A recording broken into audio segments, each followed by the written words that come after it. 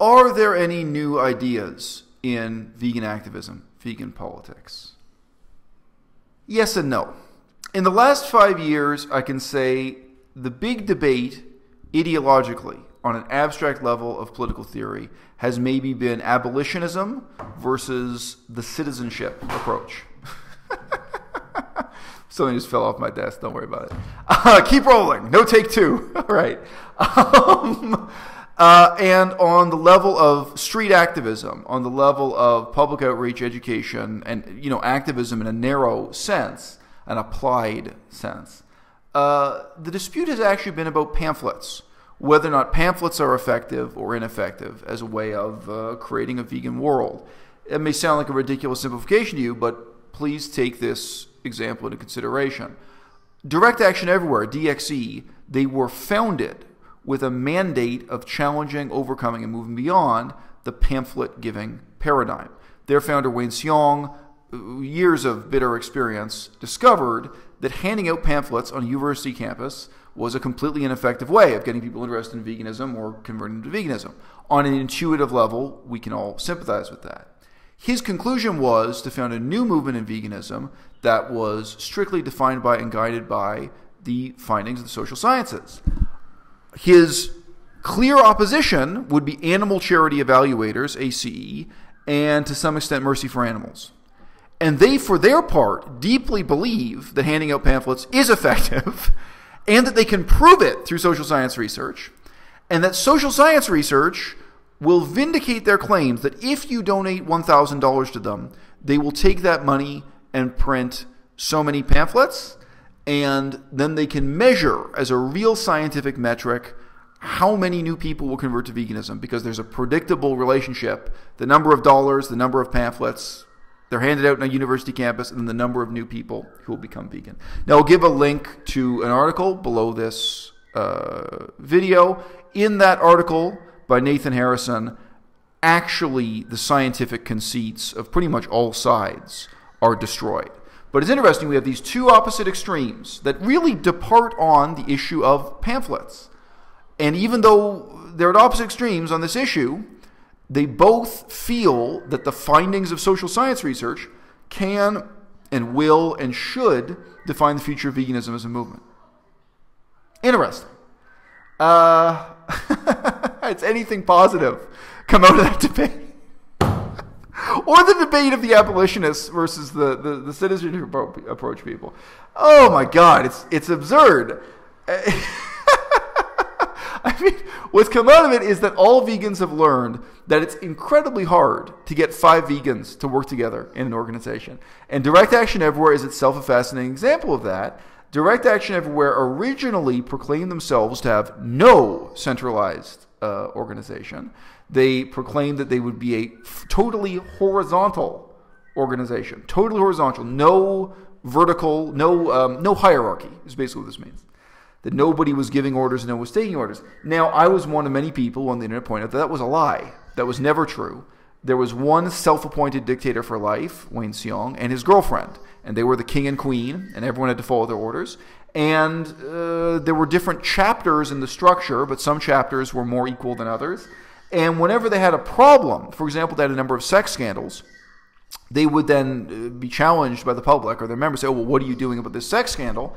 And they'd turn around and say, oh, don't worry, we have this totally hierarchical managerial structure. This person reports to this person, they take the complaint to this committee, and they reported on it, and it's handled. So when they had a sex scandal, it was revealed they had a 100% bureaucratic, almost communist, hierarchical structure. Totally centralized, totally unequal, totally hierarchical. But publicly on their website, they were proclaiming they were fully horizontal, there were no leaders and no followers, that they were just a network, a social network providing community and different nexus points and days of action for people to meet. So quite a few things have changed. Now if you go to their website, they instead espouse a philosophy of emergent leadership.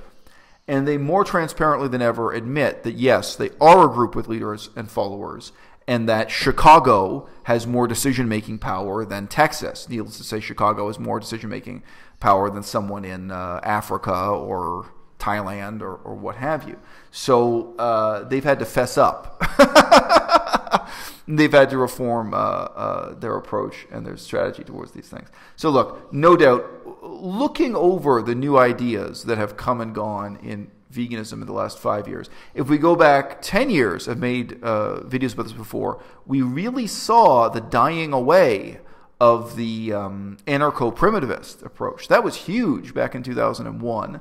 We saw, approaches that tend to be focused on domesticated animals, people's affections for their pets, animal rescue, animal shelters.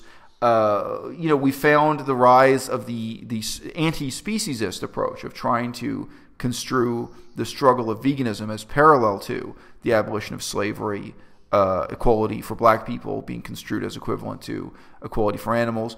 We have had a number of new ideas emerge.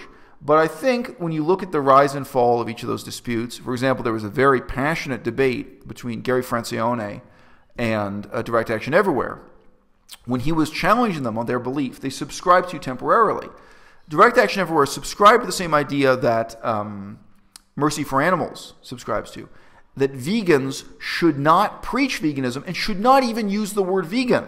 It's a bizarre chapter in the last 5 years because they believed that it was more effective as activists to so-called get your foot in the door, to just vaguely suggest reducitarianism, cutting down on meat, instead of actually arguing for veganism, to take this really self-contradictory and covertly vegan approach.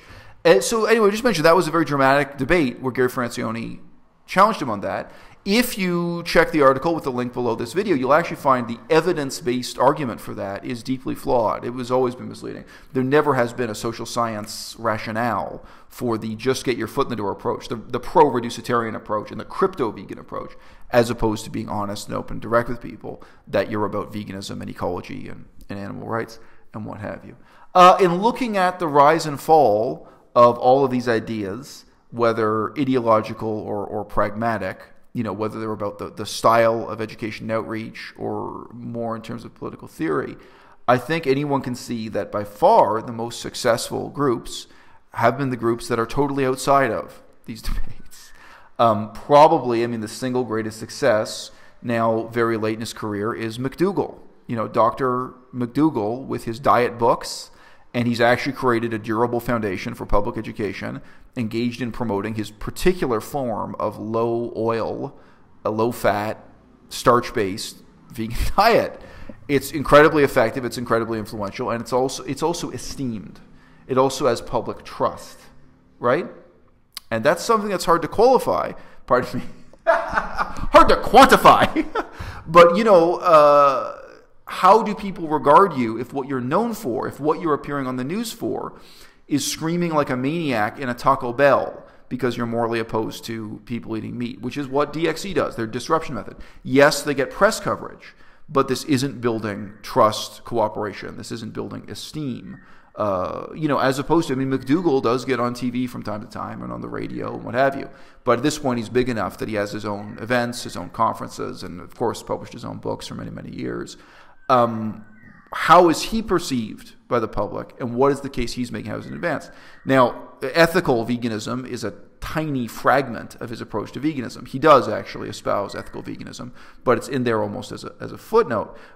But in terms of method, McDougall's success probably has more to teach us than all the so-called social science discourse that groups like Direct Action Everywhere and ACE waste so many pages discussing. And another one, obviously, is PCRM. PCRM, Physicians Committee for Responsible Medicine. Again, do they even broach ethical veganism? For them, it's mostly science-based, dietary, and health-based veganism. But what they've engaged in isn't a lesson you can simply take from the social sciences, what have you. What they've engaged in is old-fashioned Washington, D.C. lobbying, including lawsuits. Yes, lawsuits for the progress of human civilization. Putting together a lawsuit, taking the U.S. government to court, engaging in lobbying, really old-fashioned Washington, D.C. pork barrel politics. Lobbying in the in the most despicable sense of the word, lobbying. These are the groups that I think, we might as well say over the last 5 years, where we can see tremendous success despite the fact that they had no contact with any of these ideas. So look at McDougall, look at PCRM. Where do they stand on abolitionism versus citizenship approach. Or my own approach is the wildlife management paradigm. I reject both the citizenship paradigm and the abolitionist paradigm. I talk about wildlife management approach, which is fundamentally different. Where do they stand on any of those issues? The answer is they stand nowhere. They have no stance on it. Where do they stand on the social science of effective activism and public outreach? They have no stand. They have been outside of, the hothouse of these disputes of what's been going on within veganism. And, with that being said, I actually do not want to belittle somebody like Wayne Seong, even though, frankly, I think his writing is garbage. I think his articles are idiotic and amazingly counterproductive. I think the whole flirtation that Wayne had, and also that groups like Mercy for Animals had, with this idea that veganism dare not speak its own name, that veganism shouldn't promote veganism, that it should promote reducitarianism instead. Ludicrous, self-defeating, debate to have within the movement. Could go on and on about that. But I just want to say, even just coming back to the original idea that sparked direct action everywhere, I can recognize and I can respect the sincerity of where Wayne was coming from. That Wayne had these years of experience handing out pamphlets, and he said, we've got to go back to the drawing board. This isn't working. And I can look at groups like Animal Charity Evaluators. Again, if you read the link below this video, you're going to find they've been totally corrupt, totally incompetent, and they have really misrepresented pseudoscience as the progress of science in advancing the vegan movement. Really outright lies, tremendous contempt for Animal Charity Evaluators and what they did with a unique opportunity where they could have done something positive in the movement. But with that being said, I can still recognize that that started with this same impulse of vegans taking a look at what they've been doing for the past 5 years and saying, this hasn't been working. There has to be a better way.